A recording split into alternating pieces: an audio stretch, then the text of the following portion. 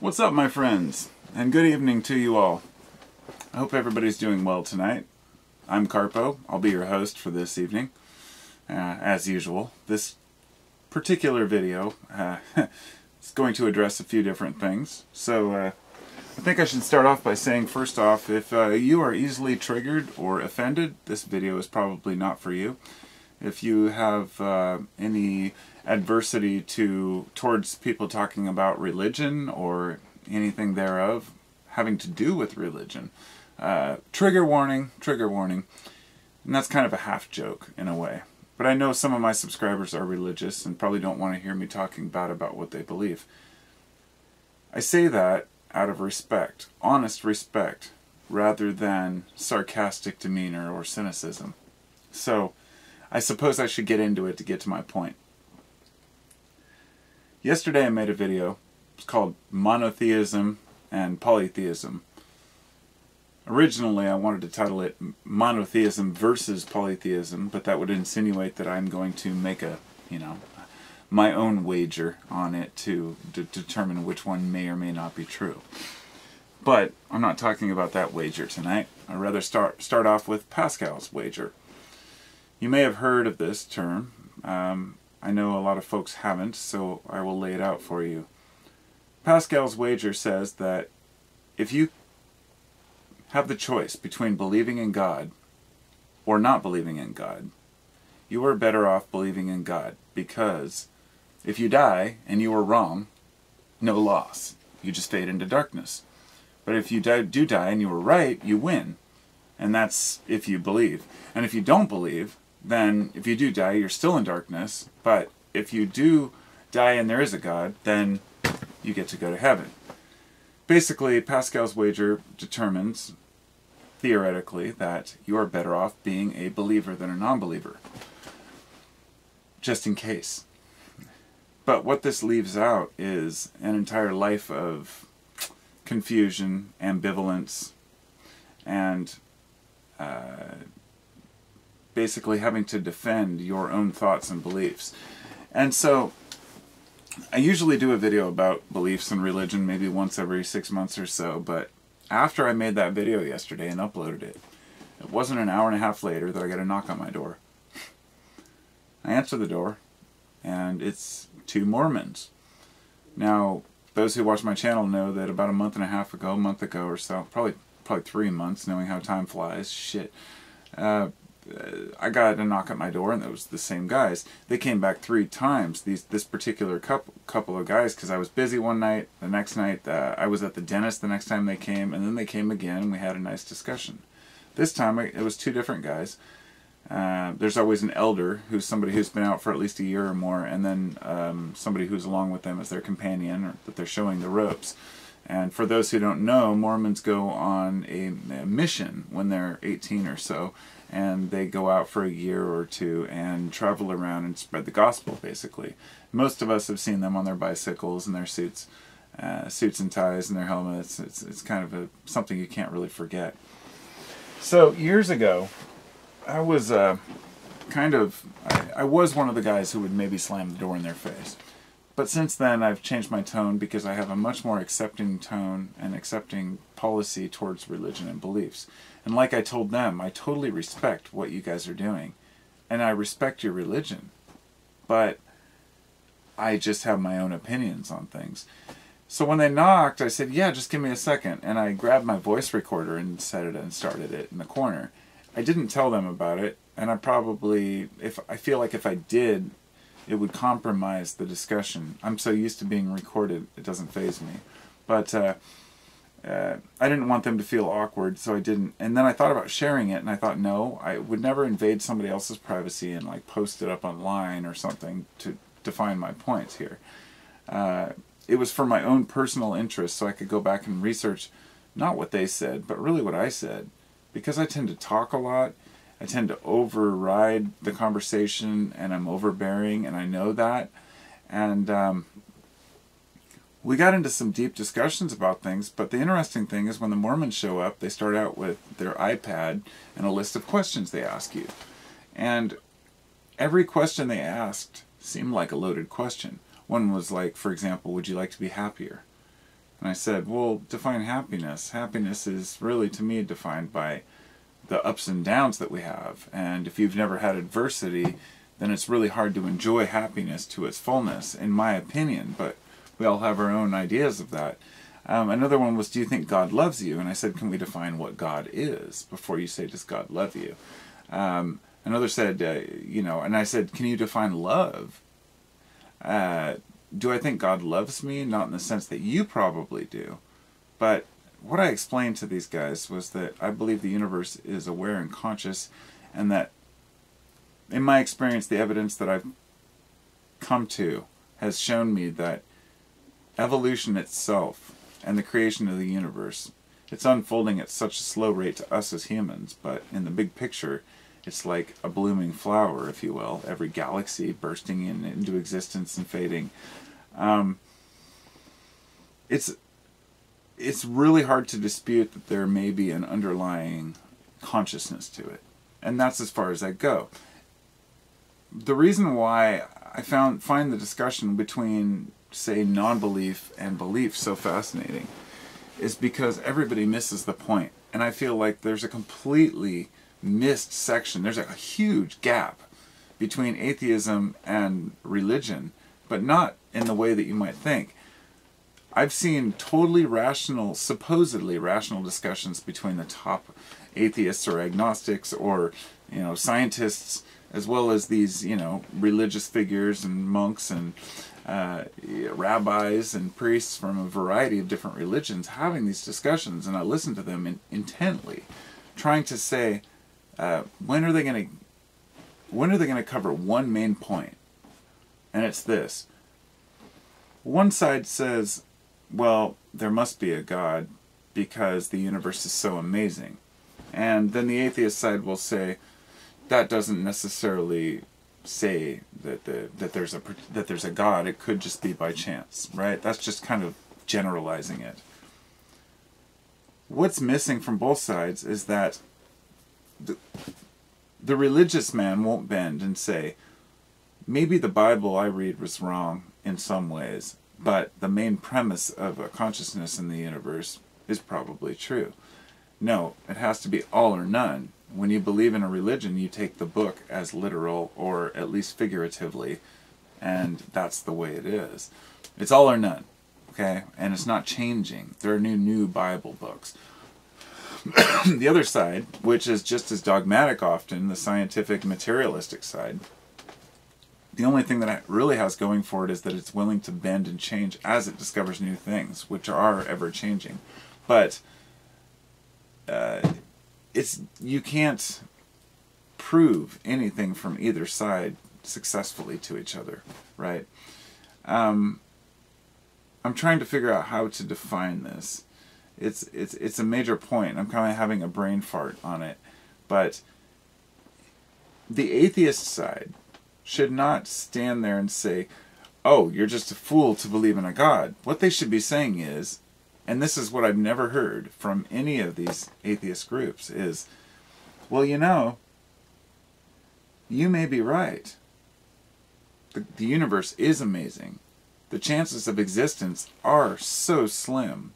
And the chance of this earth harboring this much life, so beautifully interconnected, with a symbiosis that is beyond anything we can comprehend, it may be conscious. However, does that mean that your version of God is the right version of God? This is it, the main point, the main question, the thing that nobody ever seems to discuss. They get so wrapped up in defending that either God exists or God doesn't exist, that nobody can say, maybe God exists, but it's different than what your book says. It's very easy for me to point the finger at the Bible and say, there's no evidence for it. The only evidence is the Bible itself. And every time I say that, I feel kind of hurts my heart, because I don't want to hurt anybody else's feelings. The discussion I had last night with those Mormons was about 45 minutes long. Maybe, I think, 50 minutes. And, sorry, my lips are kind of dry, so I keep licking my lips. I've been taking bong hits of this killer legal cannabis that I get here. And take another one.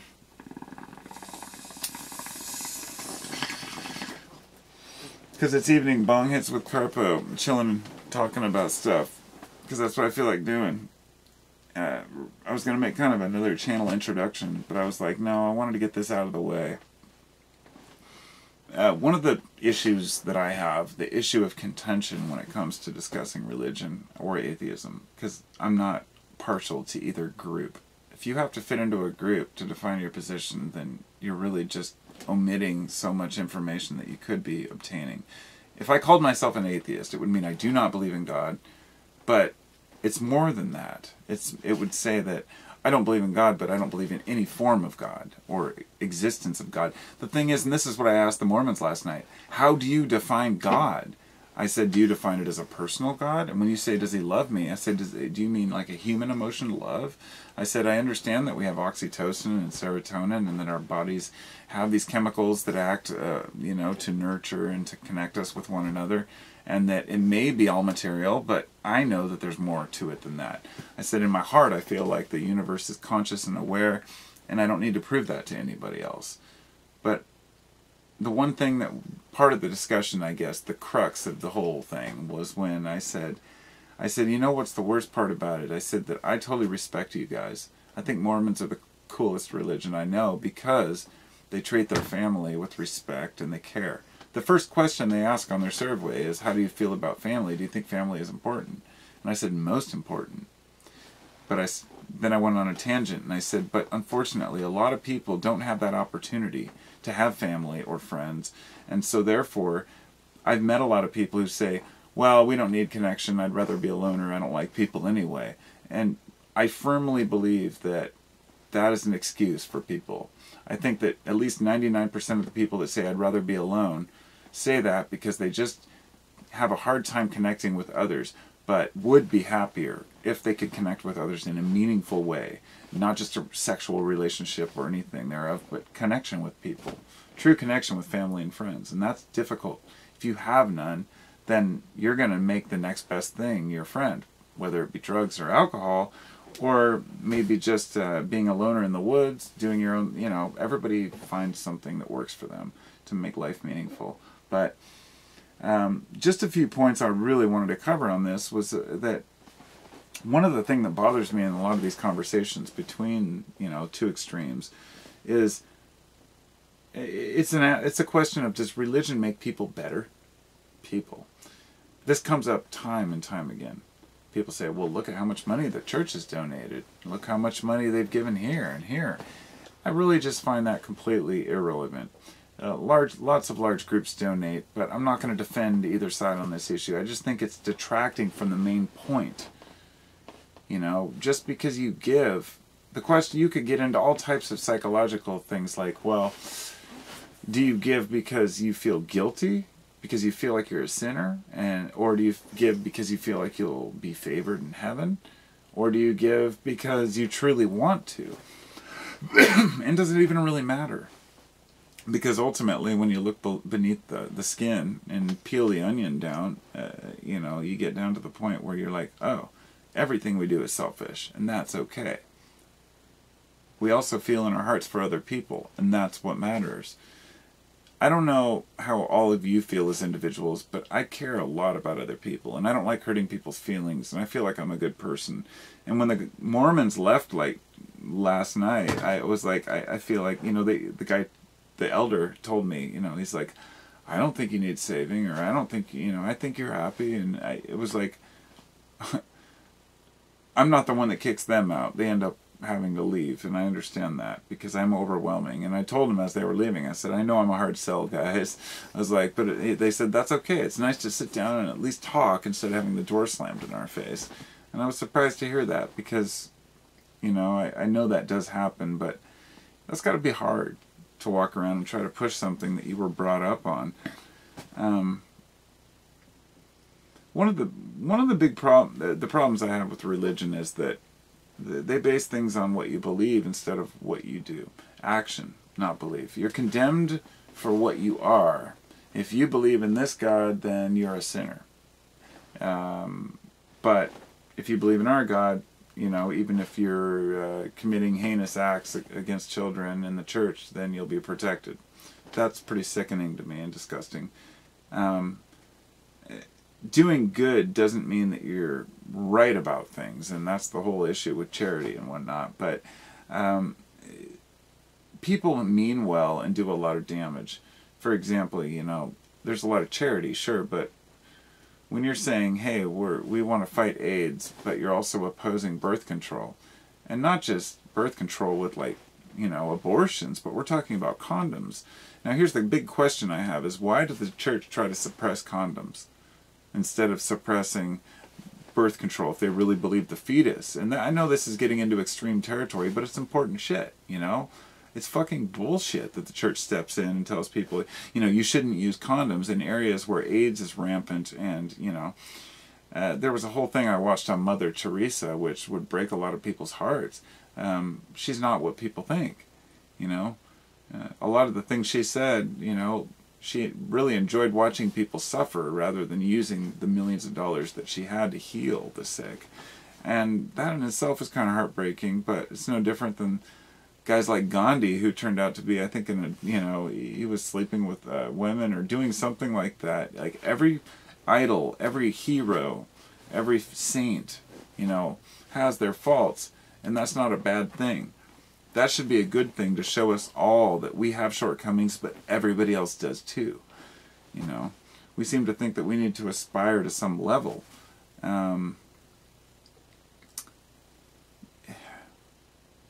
Religion does not have a monopoly on kindness or charity or happiness. I've had some epiphanies in my life, sober and on psychedelics, that have been mind-blowing to the point where I feel like I've been in the Godhead, literally. Like, I feel like I've seen God, not in a literal way, but in my mind. It's such an intense vision. I even remember the feeling. It was like 15 years ago. Blew my mind. I don't even remember if it was DMT or LSD, but I've had 100 or more psychedelic experiences over my years, but nothing like this particular one where it was realer than real. And after weighing that against a lot of the other experiences I had, I said, okay, some of these showed me that there's something majorly deeper, but who am I to try to define it and write it down on paper? It's impossible. And so I think, how could dozens, if not hundreds of people write several books, compile them, call it a Bible, and tell everyone, well, these may have been written over a period of hundreds of years, if not thousands of years, between the books. Some of them may be stories of things that happened, some of them may be stories of things that are to come, but none of it is really helpful in the sense of understanding who we are, in my opinion. It makes it difficult to even have a conversation with people when the Bible is the only defense they have for Christianity being legitimate. And I know that I've said that before, and I know that I instantly feel bad again. I don't want to insult Christians. Some people have said, I remember in the past, somebody said, excuse me, they said, why do you insult, why do you just talk about Christians and not like Muslims or Jews? Truth is, I've heard enough Jew hatred for a lifetime. There's only 15 million Jews worldwide, and 9 of them live in America, I think, or maybe it's 5. I don't remember the math, the details, but it's not a lot of people when we have like 300 million, or 3 billion Christians or something, and like 2 billion, or maybe 1.5 billion Muslims. It doesn't matter how many the numbers are. The fact is, most people believe in something greater than themselves. And that means that all of us have to be able to get along with each other. The moment I got off track again a while back, and I was going to say the main point the crux of the conversation with those guys last night was when I said, the sad thing is that I like you guys, and I think your religion's great, and I said, if that works for you, that's phenomenal. But it's sad that you guys have come here, and I think I respect your religion and think that you could be right. But there's no way that you would ever tell me that I could be right. And they didn't have an answer for that. I was like, because I can't be right, because you are so sure of what you believe. And that means that I'm the wrong guy, and I'm the one who is a sinner. I confronted them on every aspect of the age of consent, and when a person, I said, what if a person gets to the age of, where they become a sinner, and they never sin? Are they still a sinner, and why? It doesn't make sense. I was like, who says this? And, I understand probably more about Joseph Smith than more people might think. I pointed out a variety of different Bibles and religious texts I have up on my shelf. I'm not a fool to these things. I understand when the Quran came in, and it's just as flawed, but it's all how we interpret these things, not about the books.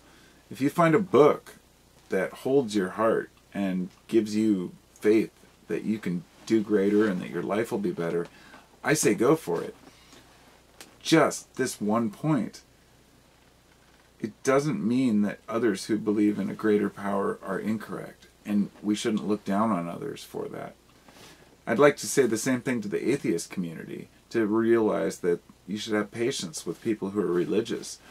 A couple of years ago, I had arguments with this guy. What was his name? Truth Speller, I think. And he used to come onto my channel all the time, and we'd talk about it. He was a hardcore Christian, and I was not. At that time, I was much more opposed to it. But after a lot of discussions with him, I understood.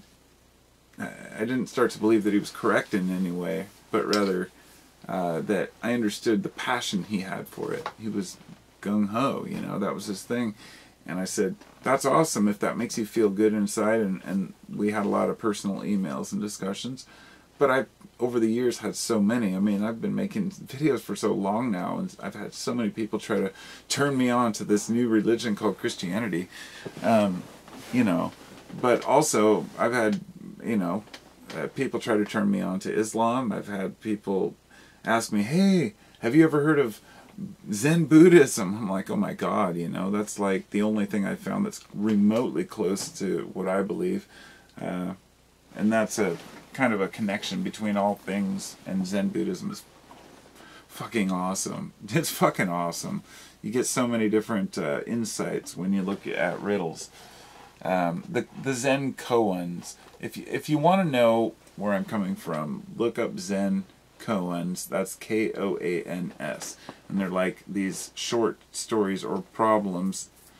They're not even problems. I can't define it, but you start to understand that riddles kind of help us understand life better than these facts and angry commandments, because commandments don't work. We're free spirits. We like to roam. And understanding the free will problem versus determination and destination, predestination, all these terms are really meaningless.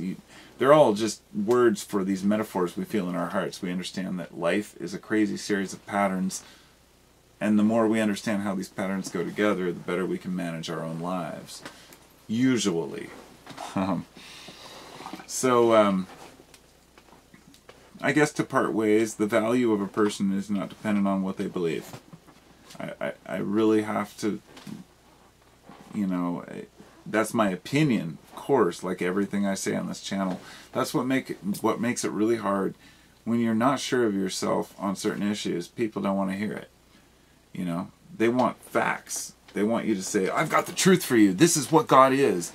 He's a little frog that'll sit on your penis, and once in a while he climbs up on the nape of your neck. I mean, you can make up a million stories. I know that sounds absurd, but I've heard so much bullshit. The flying spaghetti monster is like the perfect example of kind of a mockery of how extreme these things can be. Of course, don't take it seriously. It's not a real thing, but it is a real thing because people have made it a real thing. The thing is, there's culture around ideas, and there's nothing wrong with that. People are interested in some strange and interesting things that keep them going and make life worth living. And I think that's awesome.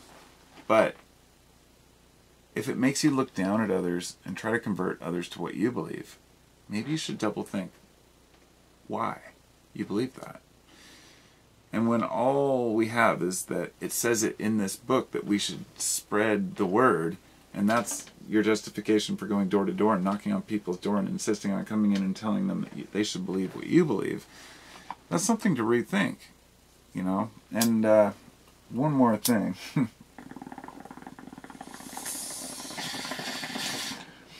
Like, for example, I had a subscriber the other day on the other video say something like, well, on one of my videos, well, you misrepresented the Crusades. Actually, you know, they were trying to defend their kingdom. And I'm sorry, but I have to call complete fucking bullshit on that. To tell me the Crusades and Inquisition were like some just walk in the park where, you know, they're just protecting their land. I mean, that's nonsense. They went on ships, they went across land, they converted so many people at the force of, you know, death, and there's really no denying it. I mean, historically, Christianity tried to spread itself through fear, and I'm not saying that negates the value of it today, but in a way, you know, not just Christianity. If you look at what the Catholic Church has done in the past and how many cover-ups that they have had, you start to ask yourself, maybe it's not about what we believe, but how we act. Because, like I said before, religion doesn't make people better, and you should be condemned for what you do, not what you believe. You know, believe what you will, but if your organization is so corrupt that it allows people to get away with, you know, pedophilia within your own borders, and then you protect it and hide it, it's just I don't know what else to say. You know, that kind of just says it all right there.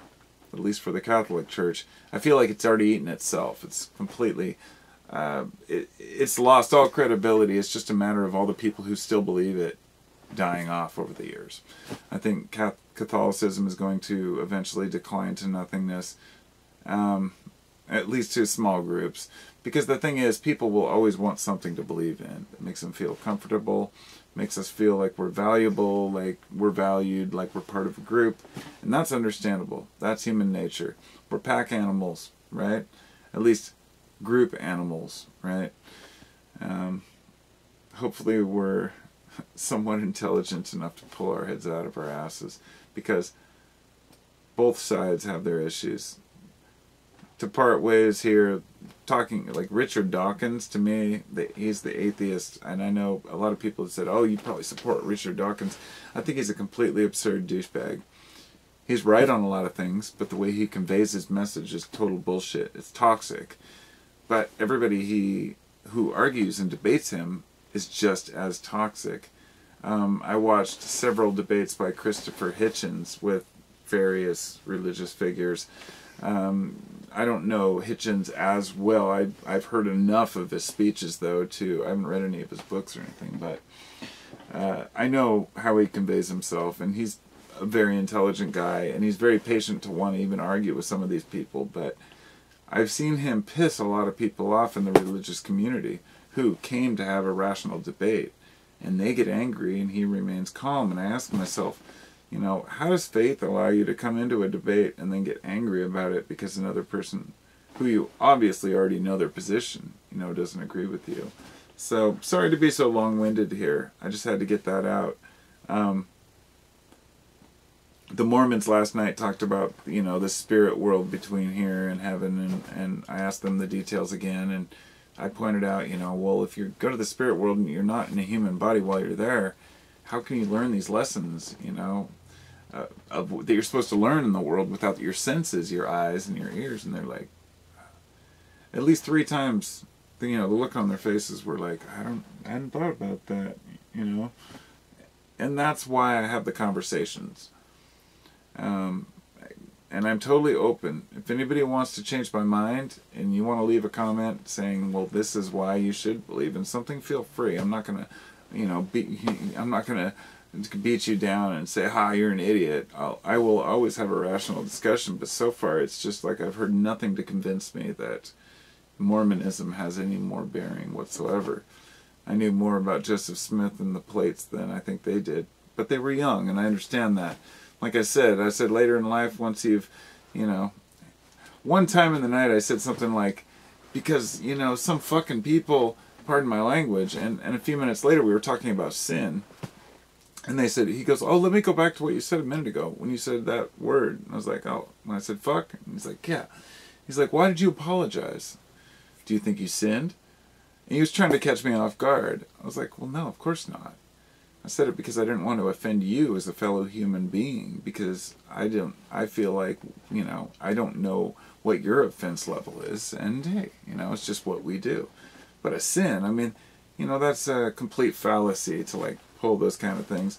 But a lot of the questions they ask are loaded, like, would you like to be happier? Or do you think Jesus is the Son of God? Do you want to go to heaven? Do you believe God loves you? And if you can't define love, you can't define God, then you're kind of stuck. So I guess I'll leave it at that. I'm at 30 minutes now. This has become like a freaking podcast. So I'll talk to y'all later. Hope y'all have a wonderful night. And yeah, see you soon.